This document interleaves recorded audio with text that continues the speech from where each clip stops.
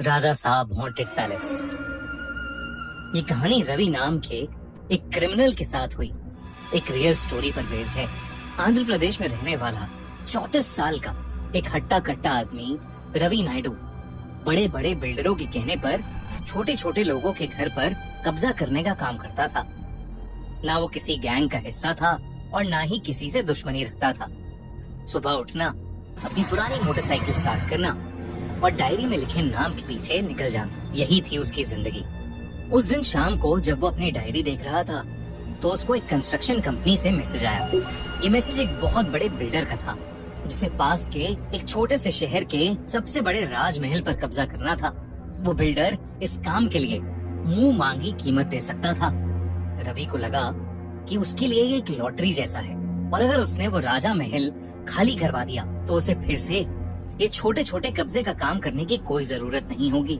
पर राजा महल का नाम पढ़ते ही उसके दिमाग में शहर की पुरानी बातें याद आईं। राजा महल शहर के बाहर जंगलों के बीच बना शहर के राजा साहब का एक बहुत ही शानदार पैलेस था जो उनकी मौत के बाद कई सालों से वीरान था। लोग कहते हैं कि उस महल का असली राजा बहुत बुरी तरह मारा गया और आज भी उसकी आत्मा वहाँ अपने बदले के लिए भटक रही है। कई लोगों ने उस महल पर कब्जा करना चाहा, पर कोई भी वहाँ आज तक रात में रुक नहीं पाया है। रवि ने खुद से कहा कि ये सब अफवाह है और उसे ये काम करना ही चाहिए। दोपहर को रवि अपनी मोटरसाइकिल पर राजा महल की तरफ निकल गया। रास्ता धीरे धीरे सुनसान होता गया। शाम ढलने लगी। शहर के घर पीछे छूट गए और पेड़ों के बीच से गुजरते हुए आसमान का रंग बदलने लगा। हवा ठंडी नहीं थी लेकिन भारी थी, जैसे हर सांस के साथ कुछ और भी उसके सीने के अंदर जा रहा हो। राजा महल का गेट सामने आया।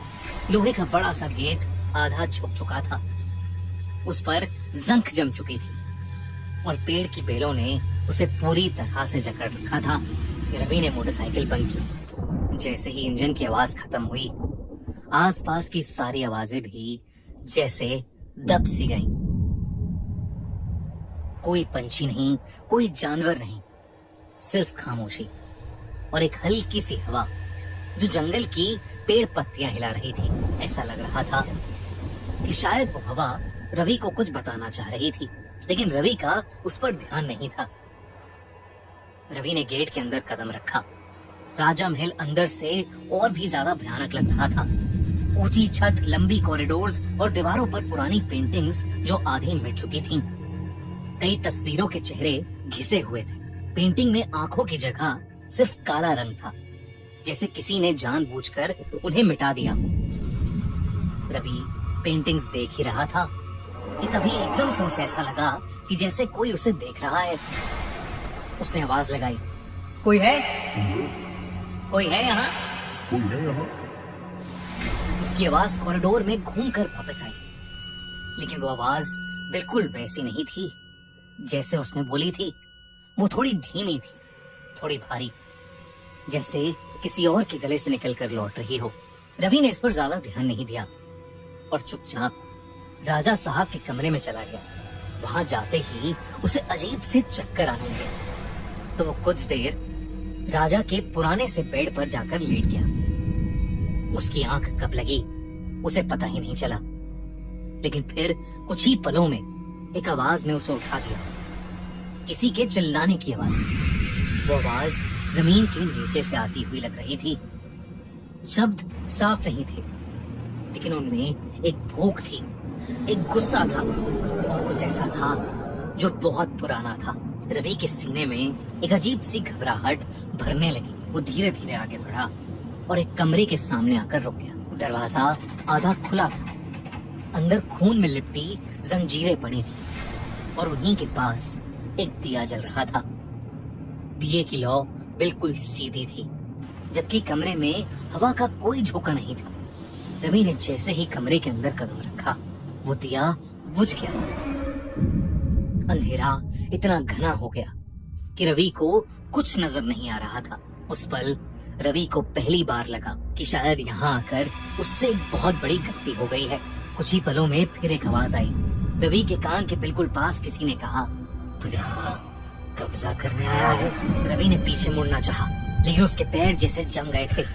उसकी सांसें तेज हो गईं और दिल जोर जोर से धड़कने लगा।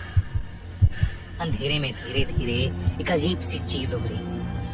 वो आदमी जैसी थी, लेकिन पूरी तरह नहीं। उसका शरीर काले धुएं जैसा लग रहा था। चेहरे पर आंखों की जगह सिर्फ गहरी खाली जगह थी। उस आदमी के हाथ में एक पुराना यंत्र था, जिसमें सूखे बाल और छोटी छोटी हड्डियां बंधी हुई थी। फिर उस आदमी की परछाई से एक हंसी की आवाज आई, बहुत धीमी सी हंसी। धीरे धीरे वो धुआं, उस आदमी की परछाई एक भयानक तांत्रिक में बदल गई। उस तांत्रिक ने कहा कि वो भी कभी कर्ज में था। उसने बताया कि इस महल के राजा ने उससे उसका हिसाब देने को कहा था। राजा ने उसे काले तंत्र, बलि और खून के कामों के लिए राज्य से निकाल दिया था। और फिर अचानक से वो कमरा बदलने लगा। रवि ने देखा कि राजा महल अपने पुराने रूप में आ गया था। दीवारों पर रोशनी थी, सामने एक राजा खड़ा था, लेकिन जंजीरों में जकड़ा हुआ। वो शांत था, लेकिन उसकी आंखों में शक्ति थी। उसके सामने वही तांत्रिक खड़ा था, जिसका चेहरा गुस्से और नफरत से भरा हुआ था। तांत्रिक ने अपनी काली शक्तियों का इस्तेमाल किया। मंत्रों की आवाज गूंजी। राजा को चारों ओर से काले सायों ने घेर लिया और राजा साहब को मार दिया गया। खून जमीन पर गिरा, बलि पूरी हुई। ये सब देखकर रवि का गला चीख से भर गया। तांत्रिक की फिर आवाज आई और उसने कहा, अब रवि की बारी है। तभी रवि की सांसें भारी होने लगी और उसके सीने में एक अजीब सा दर्द होने लगा। अचानक रवि जमीन से नीचे उठ गया, जैसे वो हवा में तैर रहा हो। उसकी आंखें सफेद पड़ने लगी और उसे ऐसा लगा कि जैसे कोई उसकी आत्मा उसके शरीर से बाहर खींच रहा है।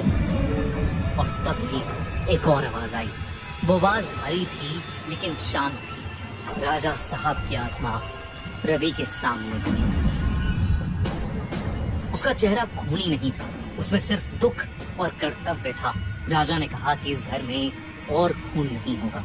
तांत्रिक चीखा और बोला कि रवि अब उसका शिकार है। तभी अचानक राजा की आकृति बड़ी होती चली गई और तांत्रिक के मंत्रों की आवाज टूटने लगी।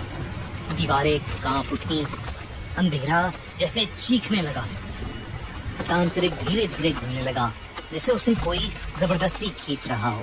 रवि जमीन पर गिर गया। उस राजा का साया ठीक उसके सामने था। वो साया अब बहुत ज्यादा डरावना लग रहा था। चेहरे पर जैसे हजारों चोटें थीं और आंखें जो अंधेरे जैसी काली पड़ी थीं, खाल जैसे पूरी गल चुकी हो। इतनी कि राजा साहब के शरीर की हड्डियां दिख रही थीं। रवि ने घबराते हुए बोला, राजा साहब, मुझे छोड़ दो राजा साहब। तभी अचानक से उस राजा का साया गुस्से में रवि पर चिल्लाया और उसे वो राजा महल हमेशा हमेशा के लिए छोड़ने के लिए कहा। रवि इतना घबरा गया कि वो बेहोश ही पड़ गया। जब उसकी आंख खुली, सुबह हो चुकी थी। राजा महल वैसा ही था जैसा सालों से था, टूटा हुआ, खंडर, खामोश, जैसे रात में कुछ भी नहीं हुआ हो। रवि बिना पीछे देखे वहां से बाहर भागा। उसने बिल्डर को ये काम करने से सख्त मना कर दिया। तब से वो राजा महल आज भी खाली है। शहर के लोग आज भी कहते हैं कि वो राजा साहब का महल रात में जिंदा हो जाता है। आपको क्या लगता है?